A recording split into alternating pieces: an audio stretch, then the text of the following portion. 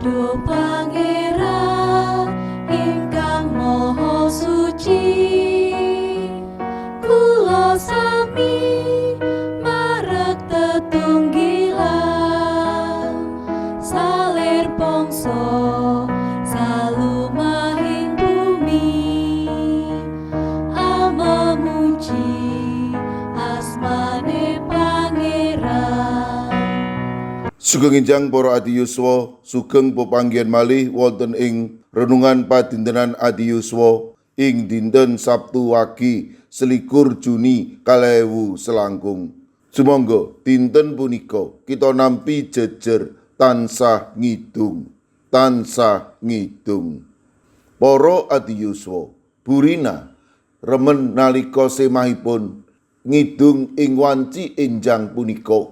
Burina mangertos menawi semahipun ngidung ateges manahipun nembe suka bingah ing sisih sanes, nalika semahipun kuciwa nesu lan nembe sedih prasasat boten badhe ngidung, malah kepara ngendikan kemawon ngirit. Kados pundi kita kala menapa kita ngrepekaken kidung mulyakaken asmanipun Gusti? Jabur 150 ayat 6, kabeh kang ambekan karben padha saosa puji marang Pangeran Yuwah, haleluya.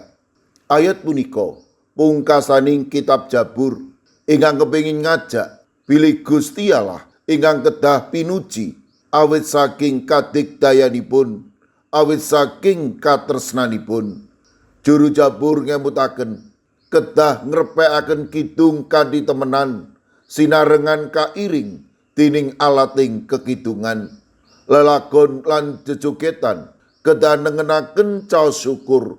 Ingkang penting caos syukur dhateng Gusti nalika kita ngraosaken pakaranipun Gusti, nembe saged ngrepekaken kidung suka bingah lan caos syukur ing Gusti.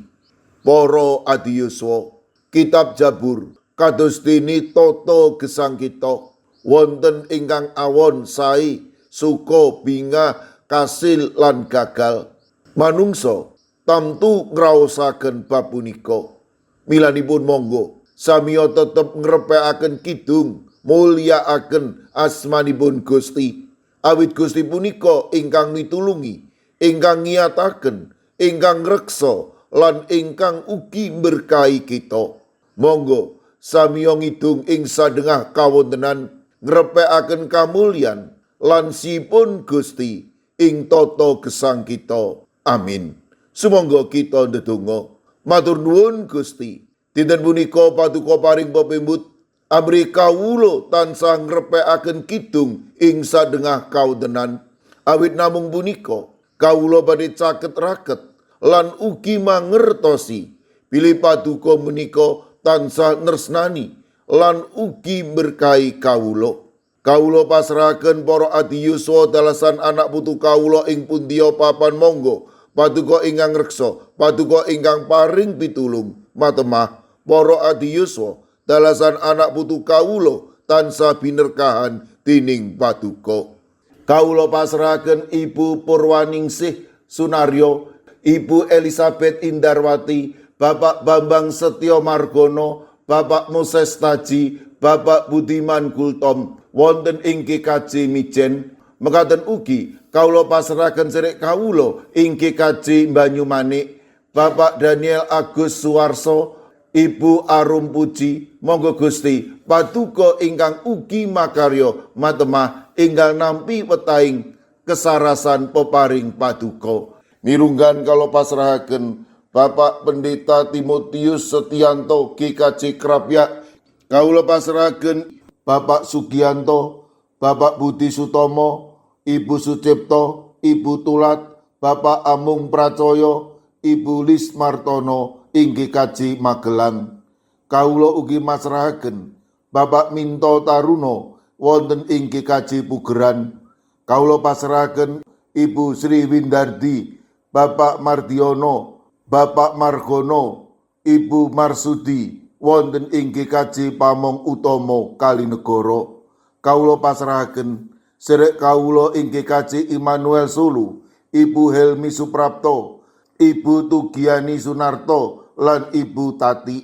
Mekaten ugi kawula pasrahaken Ibu Tati ing GKJ Ngablak, Ibu Yuli Luther Harifa, kawula pasrahaken ing GKJ Mono, Ibu Sapar, Ibu Priyati, Ibu Syih Mirah, kawula pasrahaken Ibu Wirya Sumarto lan Pendeta Ibnu Prabowo ing GKJ Telpok. Kawula pasrahaken Ibu Isti Wilayah 3 ing GKJ Wonocatur. Kawula pasrahaken Ibu Karyumi, Ibu Kusmini wonten ing GKJ Purbo. Kawula pasrahaken Ibu Indrayati ing Solo. Kawula pasrahaken sedherek kawula ing GKJ Tropodo Sidoarjo, Ibu Sriti Astuti.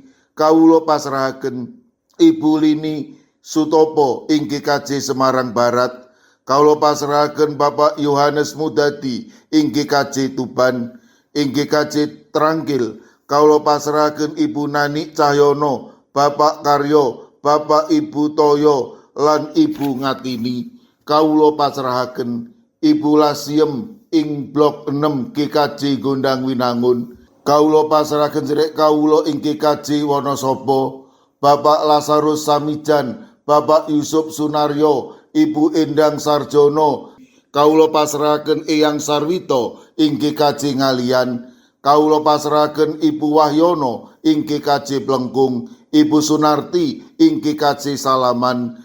Kawula pasrahaken Ibu Apri ing GKJ Canden, Bapak Jatmiko ing Denpasar, Ibu Warsi ing Kemenjing. Kawula pasrahaken sedherek kawula ing GKJ Ungaran, Ibu Sugito, Bapak Sembiring, Ibu Suresno, Ibu Munarti, Bapak Ibu Tugiman. Kawula pasrahaken sedherek kawula ing GKJ Sragen, Bapak Warsito Riyadi, Ibu Sumiati, Bapak Suyanto. Kawula pasrahaken Bapak Chandra Deni Saputro. Kawula pasrahaken ing GKJ Watu Sikar, Ibu Warsini dalasan putranipun Yohanes Haryadi. Kawula pasrahaken sedherek kawula ing Tanon, Bapak Suhadi. Mekaten ugi kawula pasrahaken sinten kemawon ingkang wedhasak mangke nembe nandhang sakit, kawula pitados menawi paduka badhe ngreksa lan paring pitulung. Matemas sedherek kawula menika pikantuk kesarasan ingkang wetah. Kawula pasrahaken pasambat pandonga kawula wonten ing asma paduka Gusti kawula Yesus Kristus. Amin. Sumangga para adi yuswa kita tutup pepanggihan kita renungan padintenan adi yuswa sinarengan ngrepekaken kidung. Sumangga.